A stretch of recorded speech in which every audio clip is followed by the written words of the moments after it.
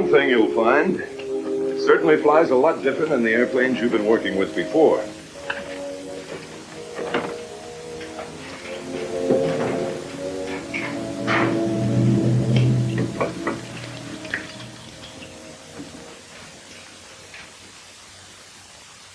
When you get in the front seat, even with an instructor pilot in the rear, you must have full knowledge of the aircraft, its systems, emergency procedures, its capabilities, and limitations.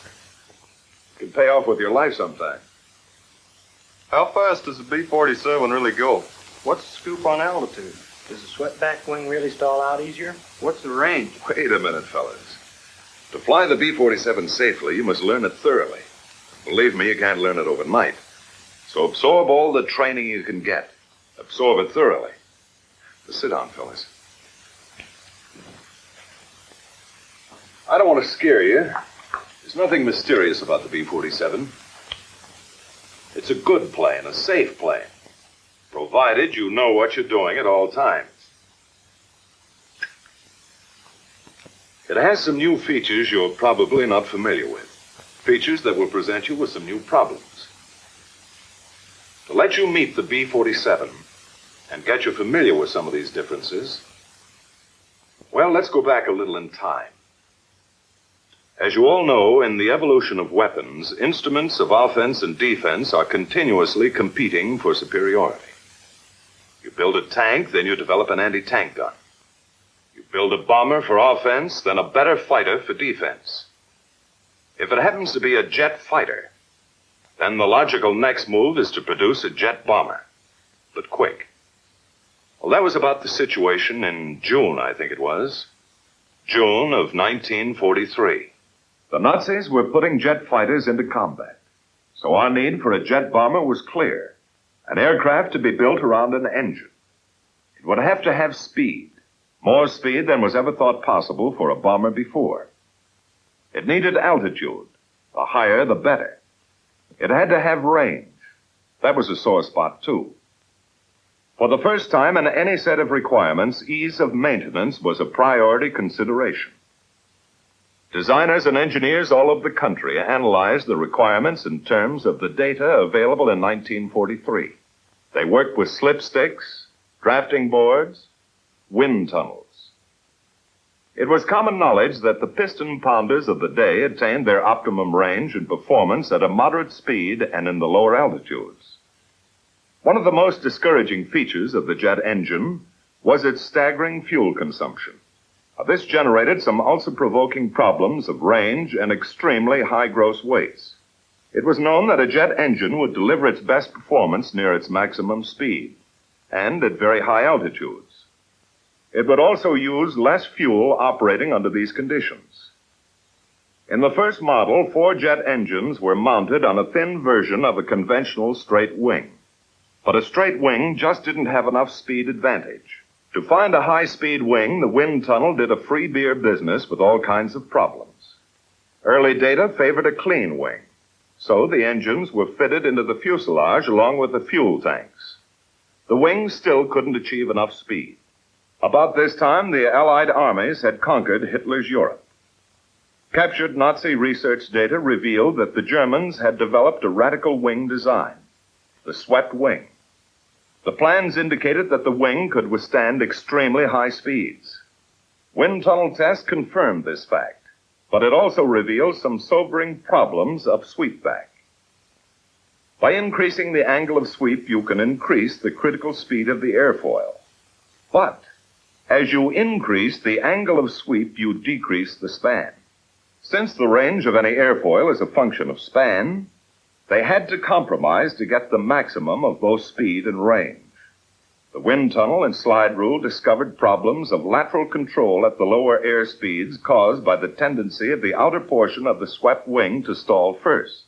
So the problems of lateral control were reduced by designing large aileron and flap areas. To keep the wing clean, the engines were kept in the fuselage along with the fuel.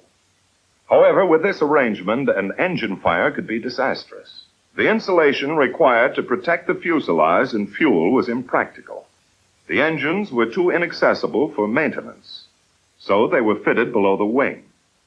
When the outboard engine nacelle was added, the problems of lateral control were further reduced. To keep the wing clean and thin, a variety of landing gear arrangements were tried.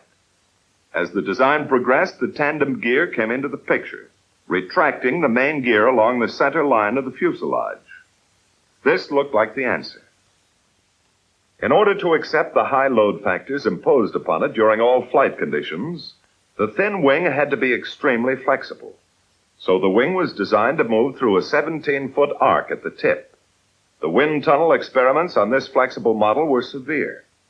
The tunnel's wind currents worked the model over in every possible attitude of flight, subjecting it to every speed condition from the slowest up to disintegration. Here, engineers discovered some disadvantages of the swept wing, like additional weight for wing structure, tough problems of lateral control at low air speeds, longer takeoff and landing rolls due to the necessary high speeds. But the speed potential of a swept wing was worth accepting the disadvantages. By November 1945, the present configuration and arrangement was pretty well firmed up, and Boeing began to build 2 prototypes incorporating a 35-degree angle of sweep in the wing. On December 17, 1947, 44 years to the day after the Wright brothers made aviation an airborne reality at Kitty Hawk Beach, the jet bomber idea went on trial. The Stratojet was all set to try its wings, and they worked.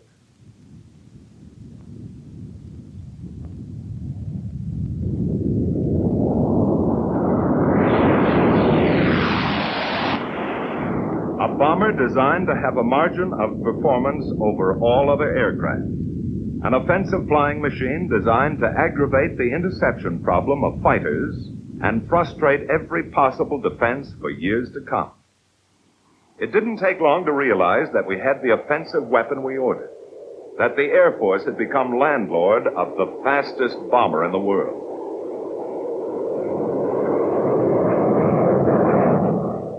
The first airplanes that rolled off the assembly lines at Wichita were subjected to intensive tests by a composite group of Air Force specialists.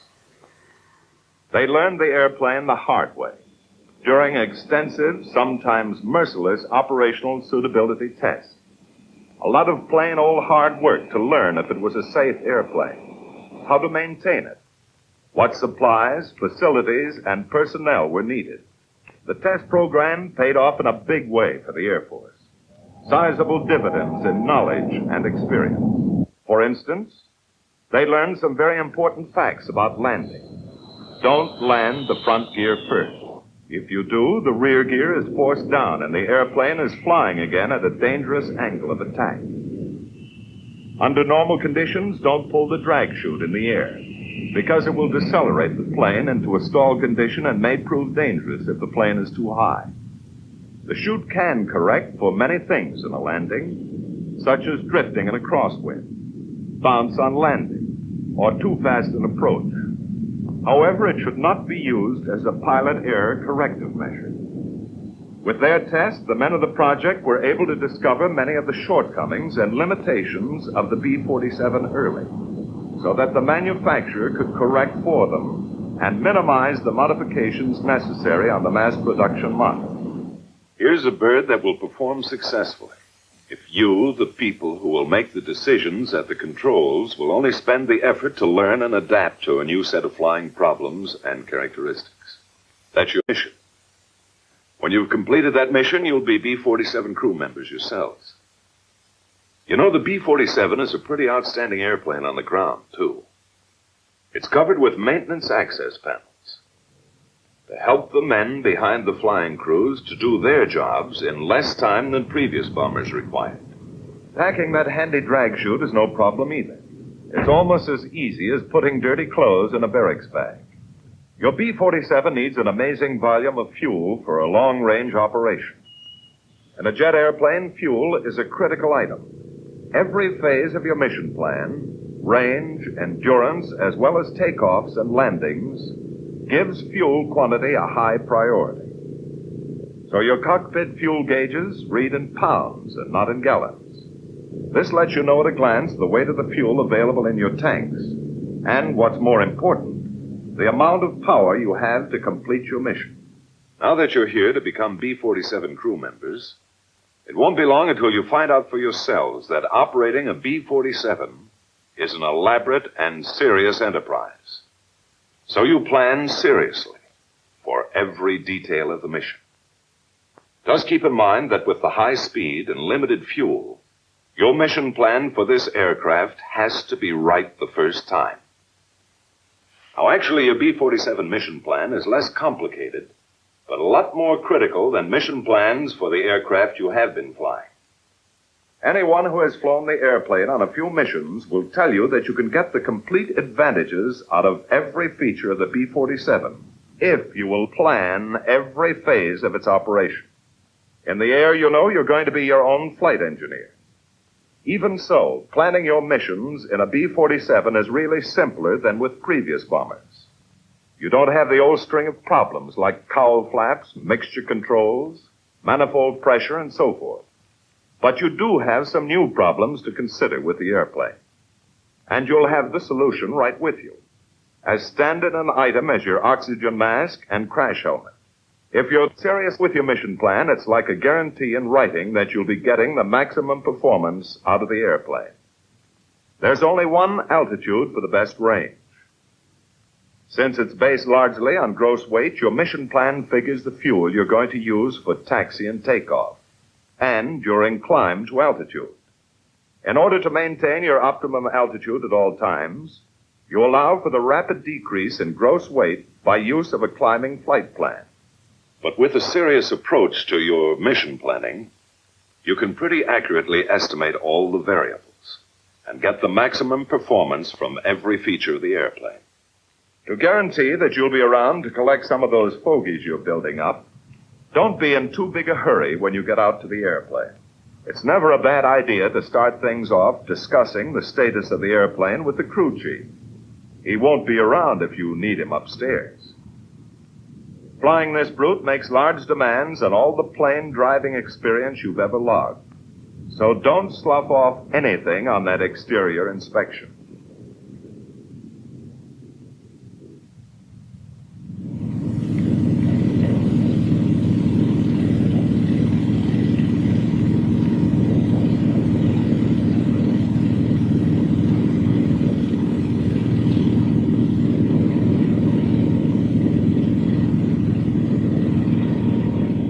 People who will make this piece of machinery a powerful tactical weapon will spend their flying time in an inner pressurized capsule, set high in the forward section. The cockpit checklist is designed to save time and fuel on the ground, because every minute the engine runs on the ground cuts a big chunk off your flying range.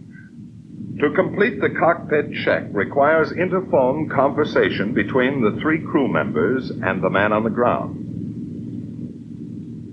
Let's have an interphone check. Co-pilot ready. Navigator all set. Ground crew ready. Ready to check surface control. Boost off.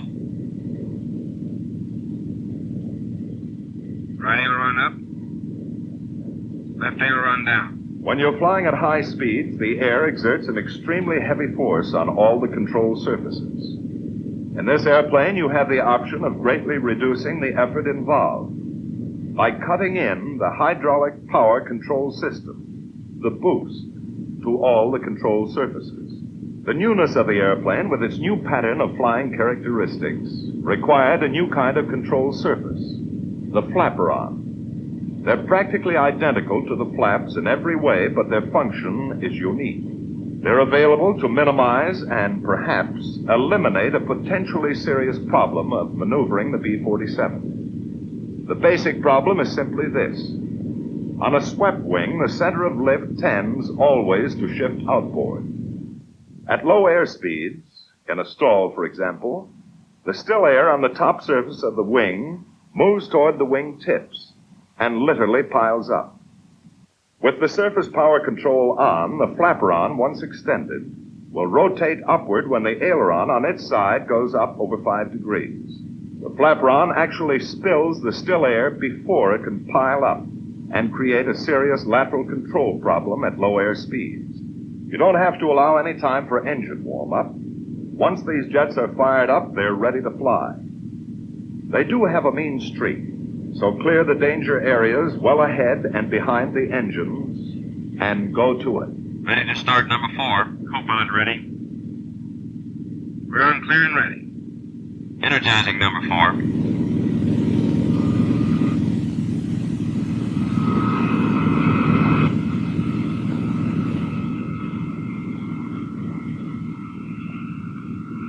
6%.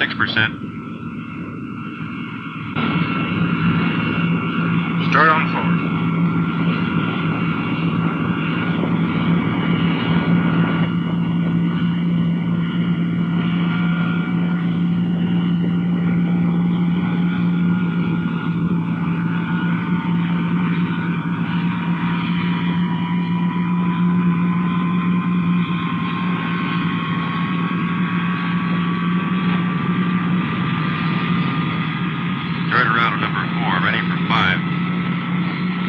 Don't be in too big a hurry to get them all going. There's no easier way to wash out a jet engine than poor starting technique.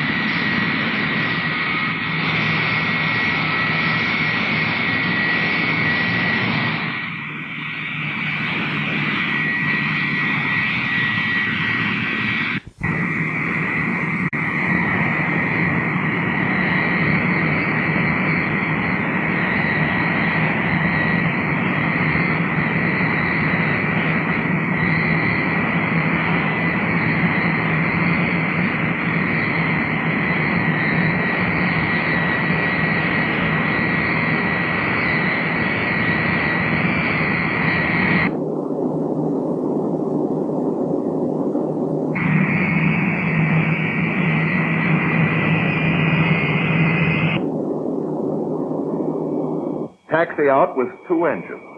The minimum thrust to start a ground roll and still hold down fuel consumption. The problem of directional control while taxiing this airplane is different too. Neither differential braking nor differential engine thrust will steer a tandem gear. So the forward gear is steerable hydraulically with the rudder pedal. The ratio of steering rotation is selected by the pilot. 120-degree swing for towing, 120 degrees for taxiing, and 12 degrees for takeoff and landing.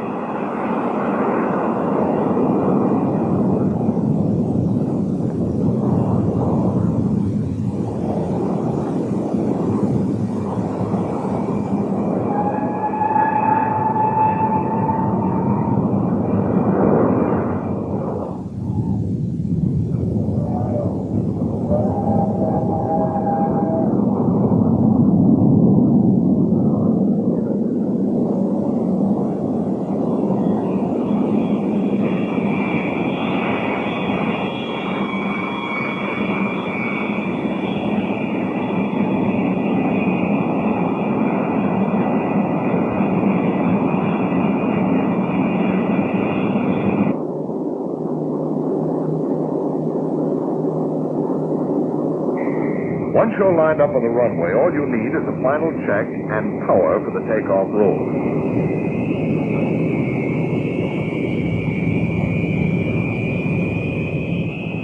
The takeoff attitude of the plane is fixed.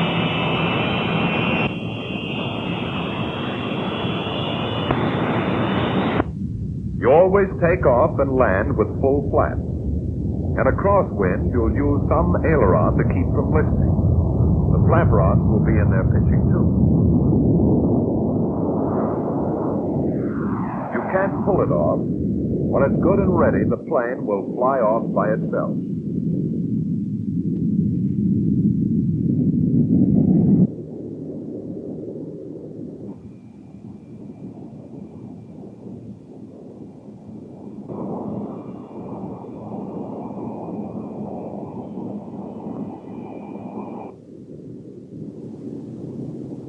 You never have to milk up the flaps.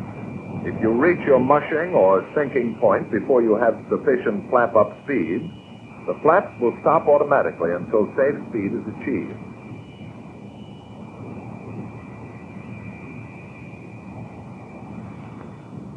Because of the inefficiency of jet engines at low air speeds, the plane requires a considerably longer ground roll. The airplane was designed to have a maximum gross takeoff weight of over 180,000 pounds. Gross weight, runway elevation, and outside air temperature have a large effect on takeoff distances. So, under certain conditions, the B-47 needs some sort of assistance for takeoff. In your mission plan, you determined your optimum speed for firing the units. When you're ready, they fire simultaneously by a single switch.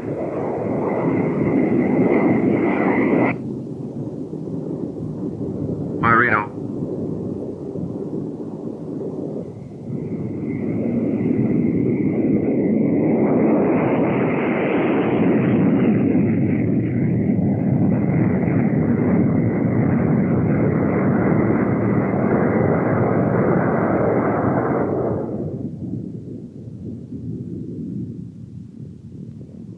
Your fuel consumption can be 3 times as great at sea level as at high altitude. Since the only way to lean out is to go up, climb to optimum cruise altitude as quickly as possible. Of course, the best indicated climb speed will decrease with altitude. So take it up at the airspeed you figured to be best in your mission plan. From here on, there are only 2 things that will affect range: your throttle and your altitude. At altitude, you'll get the maximum range and performance out of the airplane by following the gradual climbing flight path you sketched in your mission plan. So after leveling off, stay at a constant Mach number and a pretty constant power setting.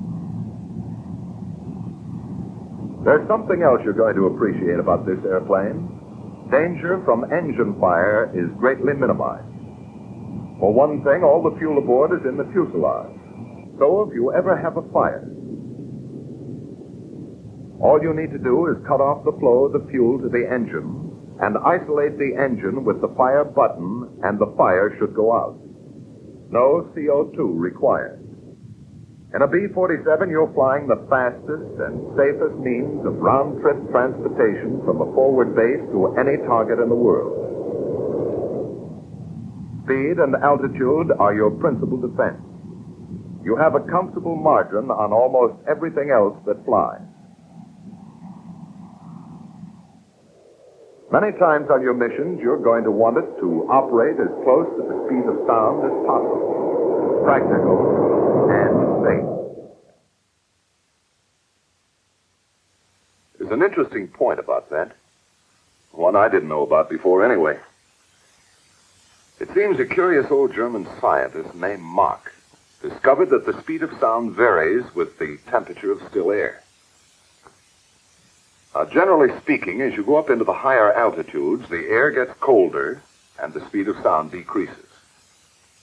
In the new group of expressions you'll be picking up around here, the speed of sound is known as Mach 1. Your B-47 is built to safely approach a certain percentage of Mach 1. Knowing how to operate within your allowable percentage is going to help you become one of those ripe old pilots someday. The percentage you are allowed is about as critical as your paycheck. As a matter of fact, your critical speed is called your critical Mach number.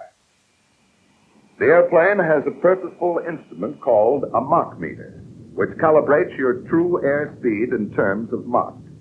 It saves a lot of mileage on your slide rule and lets you know at any time the ratio between the speed you're flying and the speed of sound.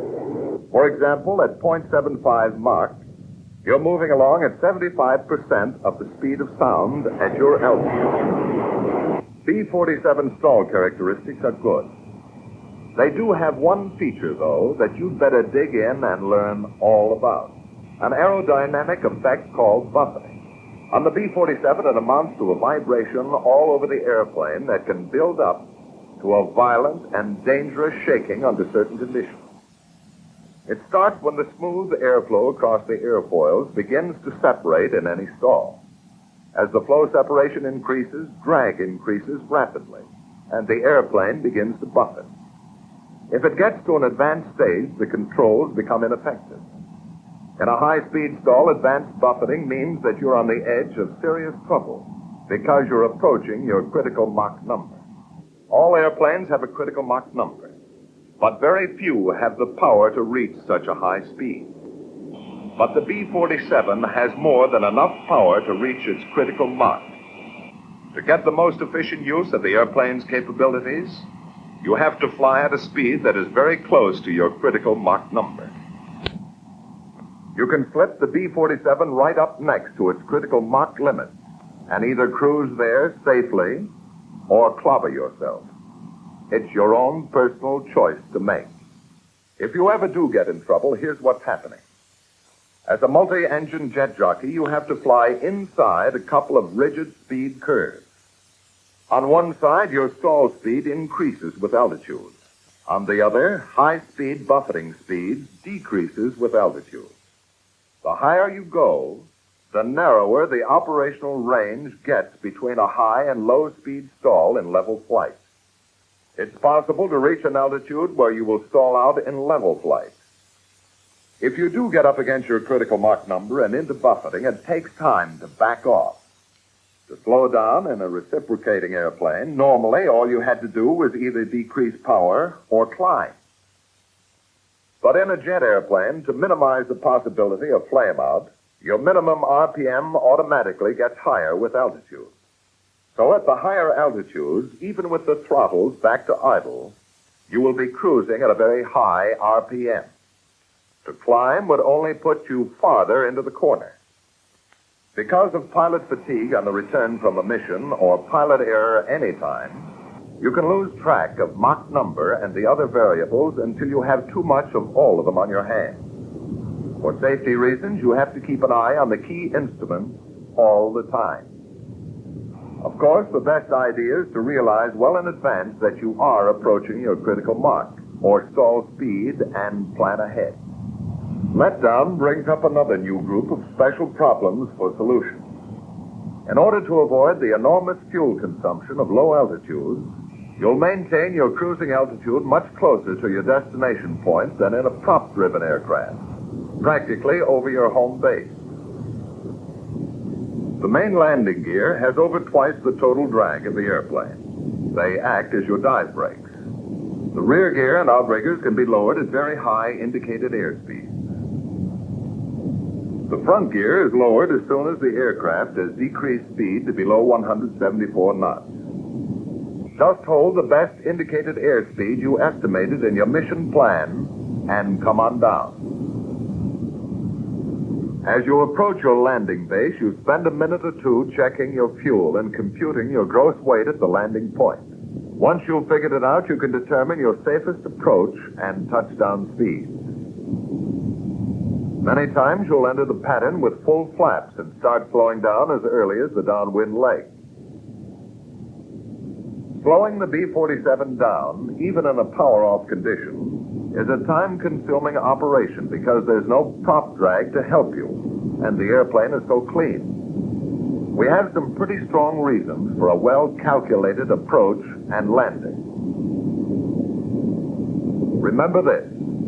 Every 5 knots of excess airspeed costs you 1,000 feet of runway.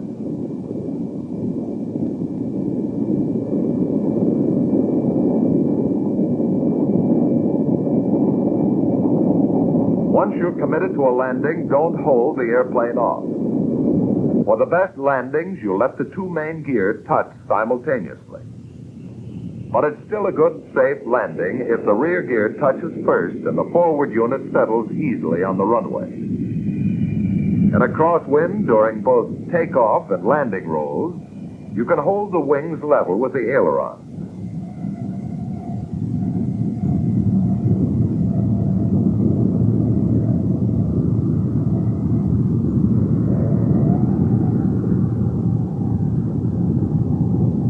Jet engines produce a sizable thrust, even at idle RPM setting. It It takes about twice as long to go from idle to 100% as from 50% to 100%. So maintain about 50% RPM until you're certain of landing or going around. Remember, there's no lift across the wing from propellers. So if it's necessary to refuse a landing, decide it as early as possible and open the throttle.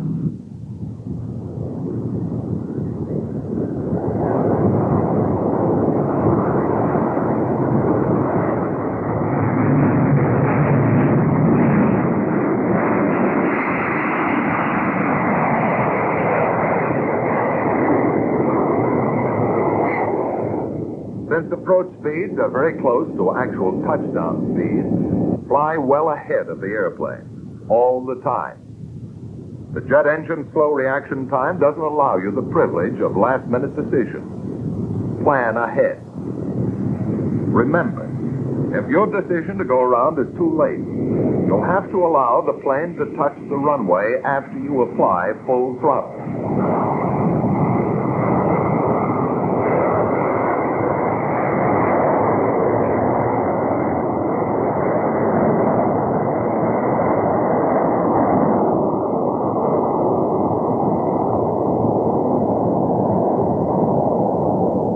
Cut your ground roll almost in half by releasing the drag chute as you contact the runway. It's made a lot of good landings and safe landings out of potentially bad or dangerous ones. Remember, the chute can correct many errors like bounce, deviation in a crosswind, or a landing that's too fast. It's most effective at higher speeds, so get it out as soon as you can. If necessary, anti-skid brakes and chute can be used simultaneously. However, it saves a good deal of tire and brake wear if you wait until the plane has decelerated a good deal before applying the brakes. In the evolution of weapons, instruments of offense and defense are competing continuously for superiority. The arsenal of flying machines, the advantage of speed has formerly been the exclusive province of fighters. B-47 is the new concept, the new advantage for round-trip bombing missions. For a long time to come, the B-47 will be the best answer, possibly the best solution, for the largest problems of delivering bombs to targets and getting flight crews home safely.